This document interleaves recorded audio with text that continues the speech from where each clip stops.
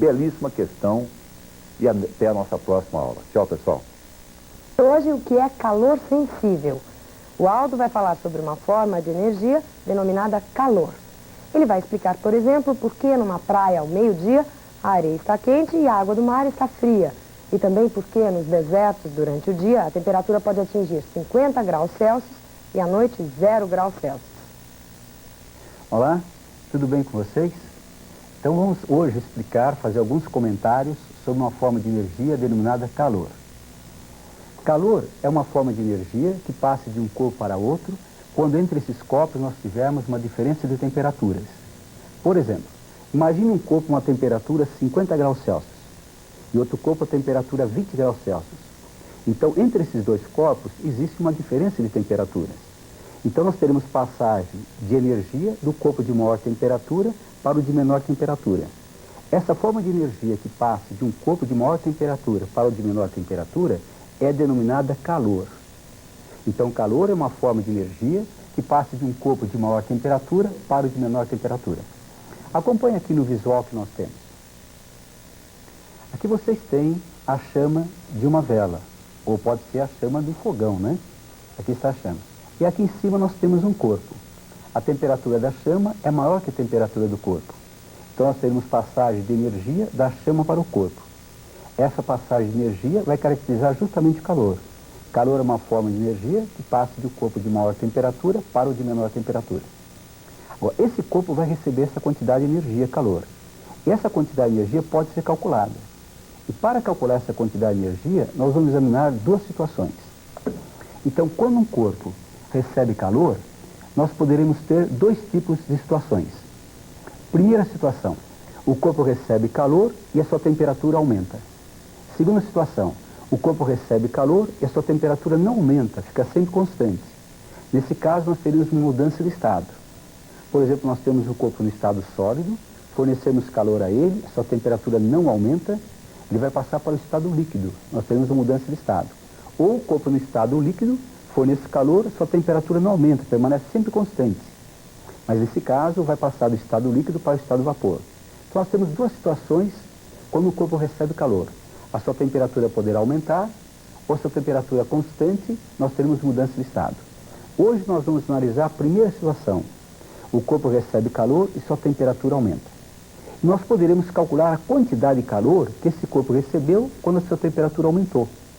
Para calcular essa quantidade de calor, nós vamos usar uma expressão, Q igual a MC delta T.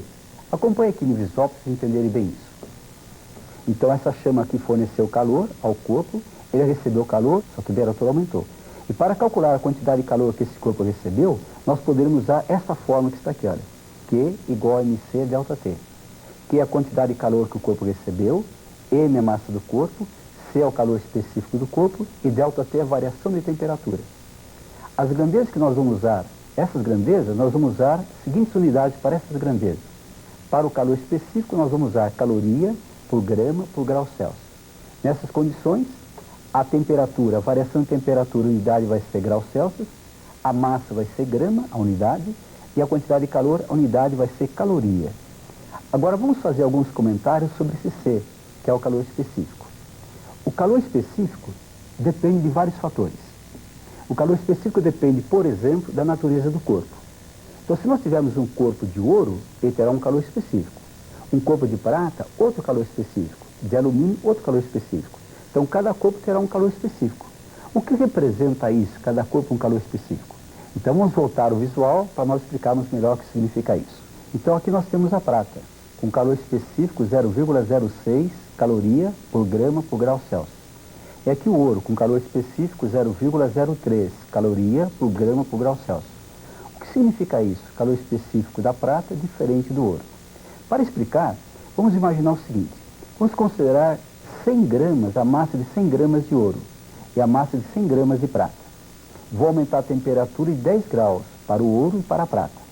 Vou calcular a quantidade de calor necessária para isso. Para calcular a quantidade de calor, vou usar a expressão Q igual a MC delta T. Então, observe aqui os valores que nós temos. Aqui nós temos 100 gramas de prata, 100 gramas de ouro. Eu vou aumentar a temperatura 10 graus para a prata e 10 graus para o ouro. O calor específico da prata é 0,06 e do ouro 0,03. Vamos fazer essas continhas que estão aqui, olha. Então 10 vezes 0,06 vai dar 0,6. Vezes 100, 60 calorias. Vamos para o ouro agora. Aqui é 10 vezes 0,03 vai dar 0,3. Vezes 100, 30 calorias. Então a quantidade de calor que deveríamos fornecer à prata é 60 calorias. E para o ouro, 30. Por que são diferentes? Porque justamente o calor específico da prata é maior que o calor específico do ouro. O calor específico depende da natureza do corpo. Quanto maior o calor específico, significa o seguinte: para a mesma variação de temperatura, para a mesma massa, nós devemos ter maior quantidade de calor a ser fornecida para o corpo de maior calor específico. Agora, acontece que o calor específico depende de outros fatores também. Depende do estado de agregação das partículas. Significa, vamos escolher a água como exemplo. Nós poderemos ter a água no estado sólido, chamada gelo, ou a água no estado líquido, chamada normalmente água mesmo, e a água no estado de vapor, que é o vapor da água. Então nós teremos 3 estados de agregação. Para cada um deles, nós teremos um calor específico. Então o calor específico depende do estado da substância, do corpo. Então no caso do gelo, o calor específico é igual a 0,5 calorias por grão por grau Celsius. No estado líquido, no caso da água, vai ser 1. E no de vapor é 0,48. Vamos ver o que representa isso. Voltamos ao visual novamente. Então nós temos aqui a água no estado sólido, que é chamada gelo, com calor específico 0,5. A água no estado líquido, chamada água mesmo, calor específico 1. E o vapor da água com calor específico 0,48. Vamos imaginar 100 gramas de gelo, 100 gramas de água e 100 gramas de vapor. E vou aumentar a temperatura em 10 graus Celsius para o gelo, para a água e para o vapor. Então vou usar a expressão Q igual a mc delta T para achar a quantidade de calor. Então fazendo as continhas aqui, olha. 10 vezes 0,5 vai dar 5. Vezes 100, 500 calorias. Para aumentar 10 graus, 100 gramas de gelo. Agora, vamos pegar a água. Massa 100 gramas, calor específico 1, e aqui vai ser 10. Então, fazendo essas continhas, teremos 1000 calorias, no caso da água. No caso do vapor, para aumentar a temperatura 10 graus, a massa 100 gramas de vapor, calor específico 0,48, fazendo essas continhas, nós teremos 480 calorias.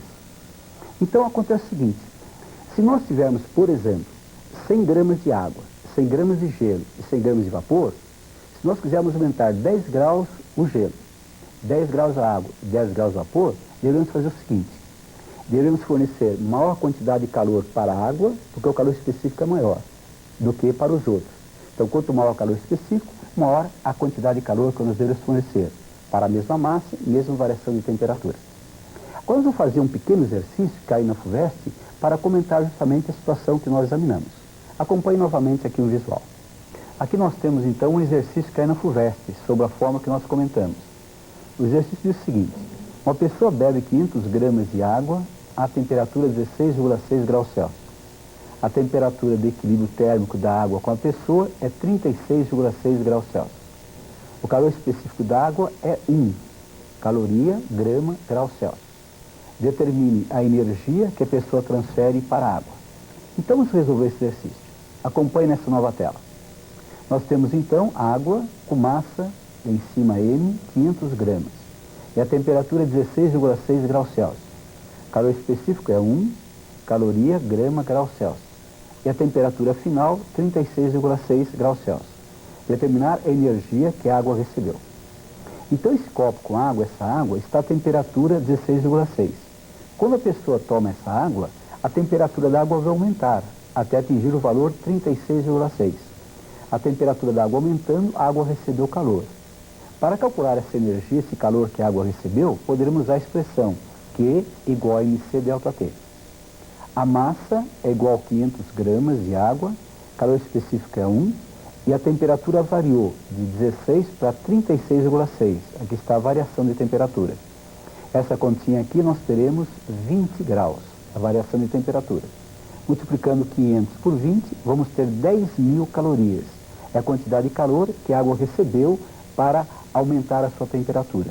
Então, esse exercício da FUVEST sobre a forma que nós demos. Agora nós vamos fazer alguns comentários sobre o calor específico. De todas as substâncias da natureza, a água é uma delas, uma das substâncias que tem maior calor específico, calor específico da água é 1. Vamos ver o que representa isso. Se a água tem maior calor específico, como expliquei no início da aula, para a mesma massa, para a mesma variação de temperatura, deveria fornecer maior quantidade de calor para a água. Então é por isso que a água demora para se aquecer. É por isso que a água demora para resfriar também. Então vamos dar vários exemplos da situação. Imagine uma praia, né? Aquele sol, 40 graus na praia. Então nós teremos a areia da praia e teremos a água do mar. Agora, o sol manda energia, calor, para a areia e para a água também.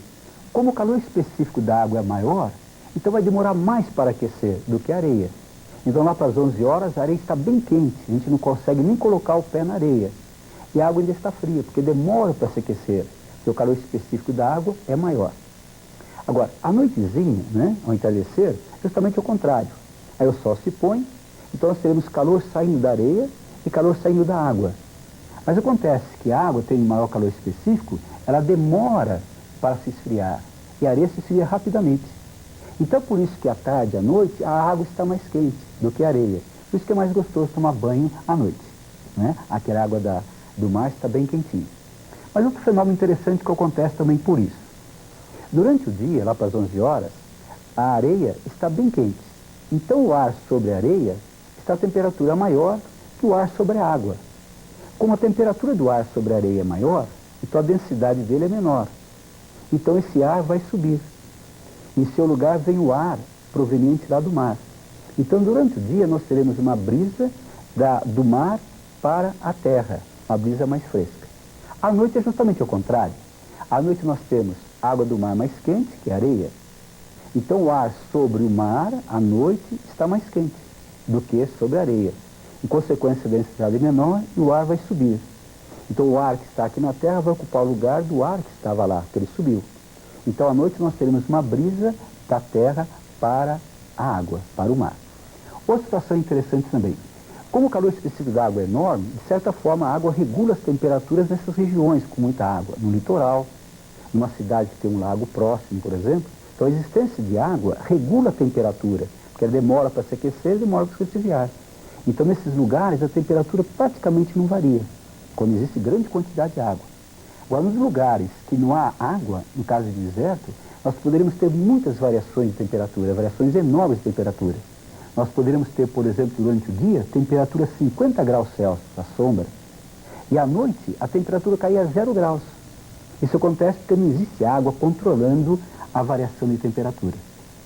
Então hoje nós explicamos o seguinte, hoje nós explicamos calor é uma forma de energia que passa de um corpo para outro devido à variação de temperatura. Nós mostramos como calcular a quantidade de calor que um corpo recebe variando a temperatura. E mostramos também o significado do calor específico de um corpo. Ok? Entenderam direitinho? Então tá bom. Então até a próxima aula. PC hoje, a força em condutor retilíneo. Mas antes disso, ele vai dar uma revisada em outros assuntos que têm a ver com o de hoje. Eu estou falando da força de Lorentz, nome que homenageia Hendrik Lorentz, um físico holandês que recebeu o Prêmio Nobel da Física em 1902, juntamente com seu discípulo Zeeman.